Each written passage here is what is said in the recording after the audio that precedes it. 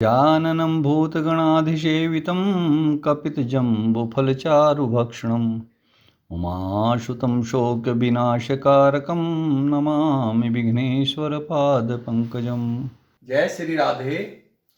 ज्योतिष में हम आज बात करेंगे कर्क लग्न वालों के लिए राजयोग। जो विशेष राजयोग हैं उनके बारे में जानेंगे। वैसे तो ऋषि पराशर ने जो भी राजयोग बताए हैं वे बहुत सारे हैं, बहुत ही अधिक हैं, लेकिन जो मुख्य हैं उनके बारे में चर्चा करते हैं। यह 4 नंबर कर्क राशि है और जब कर्क राशि यहां लग्न में हो तो कर्क लग्न कहलाता है और कर्क राशि का स्वामी चंद्रमा होता है। पहला राजयोग है चंद्र अगर लग्न में और सूर्य दशम में हो, यहां चंद्र हो और यहां सूर्य हो,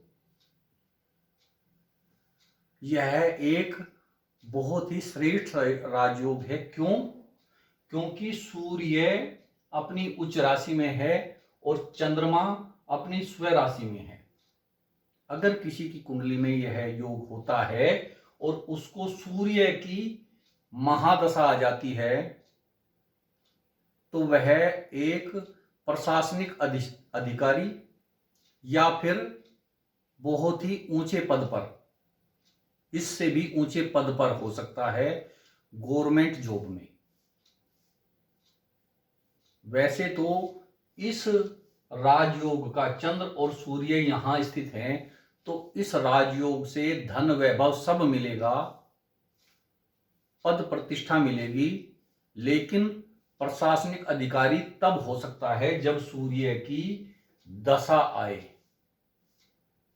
यह पहला एक श्रेष्ठ राजयोग है।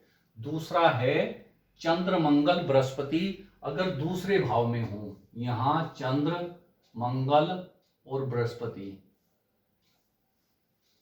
चंद्र मंगल बृहस्पति अगर दूसरे भाव, यह है धन भाव है और चंद्रमा लग्नेश है और लग्नेश का जीवन में सर्वाधिक महत्व है। अगर लग्नेश कमजोर है तो व्यक्ति संघर्ष करता है और धन की कमी महसूस करता रहता है। लेकिन अगर लग्नेश मजबूत है, प्रबल है और अच्छी जगह पे विराजमान है या किसी से योग बना रहा है तो वह जीवन में ऐश्वर्य जरूर देगा। यह लग्नेश है चंद्रमा और मंगल दशम भाव का स्वामी है और बृहस्पति भाग्य भवन का स्वामी है। भाग्य, पुरुषार्थ और लग्न, इनके स्वामी अगर धन भाव में चंद्र मंगल बृहस्पति धन भाव दूसरे भाव में बैठ जाते हैं तो यह एक विशिष्ट राजयोग कहलाता है। यह भी सभी कुछ जो जीवन में चाहिए वो सभी कुछ देता है। राजयोग का मतलब यही है कि वह जीवन में भौतिक सुखों से परिपूर्ण रहेगा और उसे धन की कमी नहीं होगी, परिवार भी संपन्न होगा, यानी कि पुत्र स्त्री आदि से भी संपन्न होगा। और तीसरा है अगर पंचम में सूर्य और शुक्र हैं और यह पंचम भाव यश प्रतिष्ठा का भी है, विद्या का भी है, संतान का भी है, और अगर यहां सूर्य और शुक्र हैं, सूर्य और शुक्र की युति पंचम भाव में, सूर्य धन भाव का कारक है और शुक्र आय भाव का कारक है। धन और आय, इनके स्वामी अगर कुंडली में कहीं पर भी विराजमान हो जाएं तो अतुलनीय धन तो होगा ही, क्योंकि आमदनी से धन आता है और यह धन भाव है, यह धन का संचय कहलाता है। तो सूर्य और शुक्र अगर पंचम भाव में हैं तो विश्वविख्यात, यानी कि उसकी ख्याति, उसकी प्रसिद्धि बहुत दूर तक यानी कि विश्व में होगी, अपने देश में ही नहीं देश से बाहर भी होगी। यह सूर्य और शुक्र का राजयोग इनकी युति से होता है। और इसके बाद है शनि अगर चौथे भाव में, मंगल सातवें में और बृहस्पति लग्न में। अगर यहां बृहस्पति है और यहां शनि है और यहां मंगल है, यह किस तरह से विशिष्ट है, किस तरह से अच्छा योग कहलाता है। यह बृहस्पति 4 कर्क राशि में उच्च का होता है और शनि 7 तुला राशि में उच्च का होता है और मंगल 10 मकर राशि में उच्च का होता है। तो ये तीनों ग्रह इस कुंडली में उच्च के होकर बैठे हैं, बृहस्पति, शनि और मंगल। तो ये बृहस्पति यहां व्यक्तित्व, यानी कि लग्न में बैठा है तो व्यक्तित्व श्रेष्ठ कर देगा, यानी कि वक्ता, भाषण देने में बहुत ही अधिक और एजुकेशन में बहुत ही श्रेष्ठ यह बृहस्पति के कारण होगा। शनि मकान, कोठी, दुकान, जमीन जायदाद, इसका सुख चौथे भाव से मिलेगा। और मंगल उच्च का दशम भाव में है, यह साझेदार का घर है और दाम्पत्य का भी घर है, पत्नी का घर है। तो यहां मंगल एक साझेदार से, किसी भी व्यापार से धन कमाने वाला, और दाम्पत्य स्त्री से भी, यानी कि स्त्री भी कोई अधिकारी हो सकती है, धन कमाने का साधन स्त्री के द्वारा भी हो सकता है। तो ये मंगल, शनि और बृहस्पति, यह भी एक श्रेष्ठ राजयोग बनता है।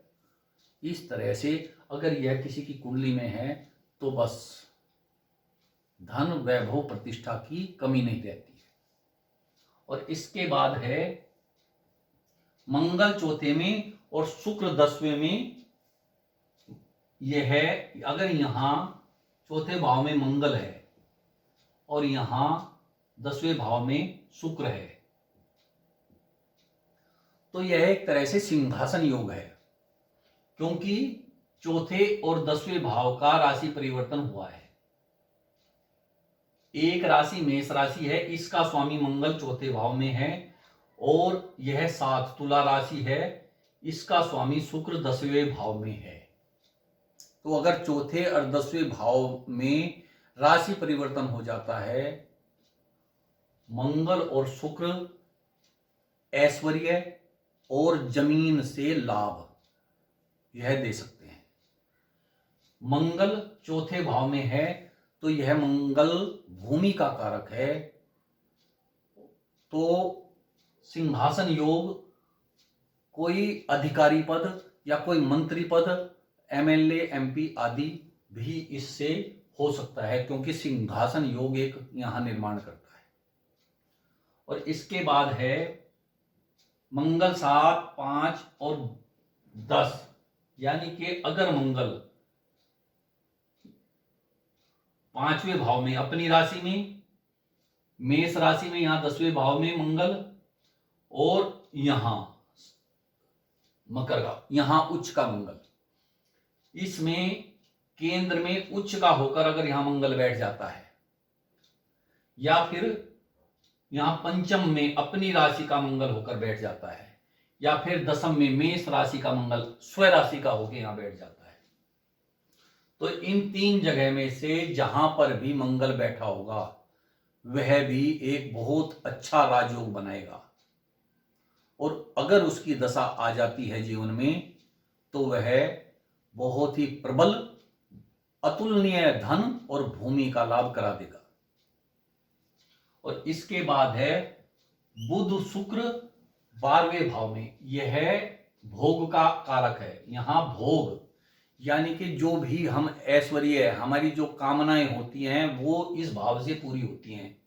और यहां शुक्र भोग का कारक ग्रह है, यानी कि ऐश्वर्य देता है, और बुध यहां स्वग्रही है, यानी कि मिथुन राशि का स्वामी बुध है, तो बुध यहां विराजमान हो जाता है तो वह उसे प्रसिद्ध कर देता है। धन ऐश्वर्य तो देगा ही, लेकिन बुध के कारण वह प्रसिद्धि भी बहुत प्राप्त करेगा। इसके बाद आता है लग्न में चंद्रमा और बृहस्पति।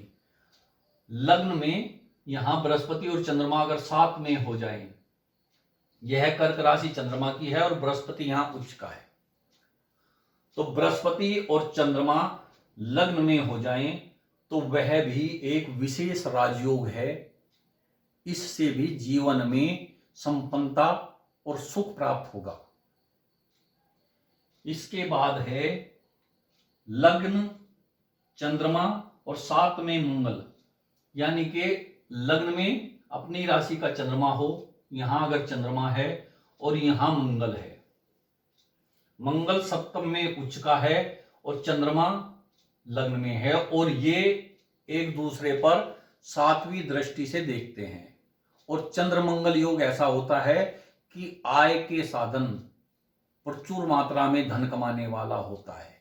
और यह तो मंगल उच्च का हो गया और चंद्रमा स्वराशि का हो गया, तो यह धन कमाने में, धन संचय करने में और यहां व्यापार से या भूमि से लाभ, तो इस तरह से यह भी एक विशेष राजयोग है।